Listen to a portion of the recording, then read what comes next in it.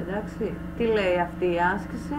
Λέει σε μια μεταλλική δοκό τετραγωνικής, άρα είναι τετράγωνο εδώ, διατομής, τοποθετείτε, για να κάνω και αυτήν εδώ, γιατί βλέπετε στο πλάι πως είναι.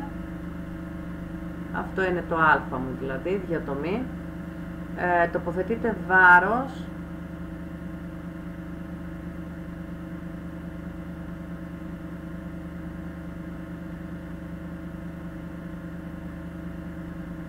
θλιπτικής, τοποθετείτε βάρος 80 κιλονιούτον και λέει αν η αναπτυσσόμενη θλιπτική τάση, επειδή είναι θλιπτική,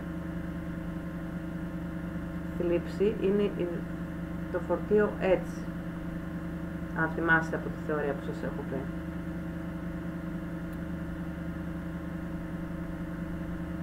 Άρα εδώ πέρα το βάρος επίσης είναι μια δύναμη.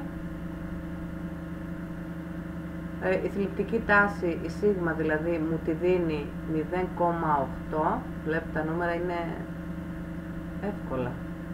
Κιλονιούτον ανά τετραγωνικό χιλιοστό. Να υπολογιστεί η πλευρά της διατομής, δηλαδή ζητάει αυτό. Αυτή την πλευρά δηλαδή. Ή αυτή. Ή αυτήν ή αυτήν. Όλες είναι το ίδιο. Είναι τετράγωνο. Μιλάμε για τετράγωνο. Άρα εμείς πέρα το ότι θα υπολογίσουμε το α, πρέπει να καταλήξουμε να υπολογίσουμε την πλευρά. Θυμηθείτε λίγο, προηγουμένως δεν σας είπα ότι η διατομή στο τετράγωνο είναι πλευρά, επιπλευρά ή πλευρά στο τετράγωνο. Εντάξει. Το κρατάω αυτόν τον τύπο, εκεί θα καταλήξω στο τέλος. Ή ας τον προχωρήσω λίγο για να βρω το α από εδώ. Τι θα πρέπει? Θα πρέπει να βάλω στη ρίζα τη διατομή. Κρατάω αυτόν εδώ τον τύπο. Και πάω στον άλλο τον τύπο που ούτως ή άλλως το γνωρίζω, τις τάσεις, που είναι φορτίο διά τη διατομή. Γνωρίζω όμως και αυτήν εδώ και αυτήν. Δεν γνωρίζω τη διατομή και θα τη χρειαστώ εδώ. Για να τη βρω λύνω ως προς τη διατομή και μετά αντικατάσταση. Το μόνο που είναι λίγο πονηρό γενικώς στις ασκήσεις είναι να προσέχουμε τις μονάδες να είναι ίδιες. Γιατί αν μου δίνει και κάτι ακόμα και ήταν σε εκατοστά, ένα από τα δύο θα έπρεπε να το μετατρέψω για να το χρησιμοποιήσω. Θα συναντήσουμε και τέτοια άσκηση. Λοιπόν, αυτό πάει επάνω και αυτό κατεβαίνει κάτω. Άρα ο τύπος γίνεται F διατάση. Και τώρα κάνω αντικατάσταση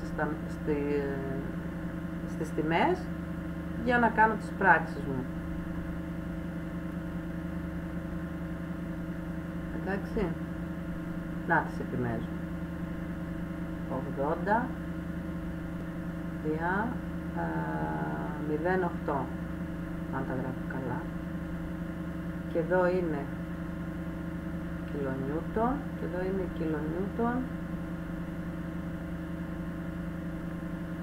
για τετραγωνικό χιλιοστό.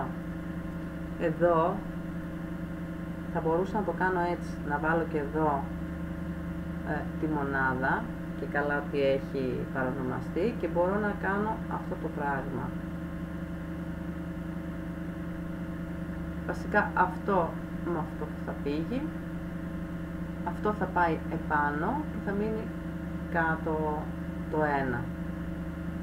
Ελπίζω να καταλάβατε τι έκανα, γιατί μάλλον το είπα, το εξήγησα, καταλαβίστηκα λίγο. Μαθηματικά είναι αυτά που κάνω, δεν είναι κάτι. Πόσο βγάζω αν κάνω 80 δια 0,8? 100. Μπράβο, 100. Οπότε αυτή είναι εδώ την τιμή. Πάω εδώ. Και λέω α ίσον τετραγωνική ρίζα του 100, δηλαδή α, εδώ μέσα βάζω και τα χιλιοστά, τετράγωνο, οπότε αυτό με αυτό φεύγει, θα μου μείνουν έξω χιλιοστά και 10-10, 100. Δεν χρειάζεται κάποιο μητεράκι εδώ πέρα.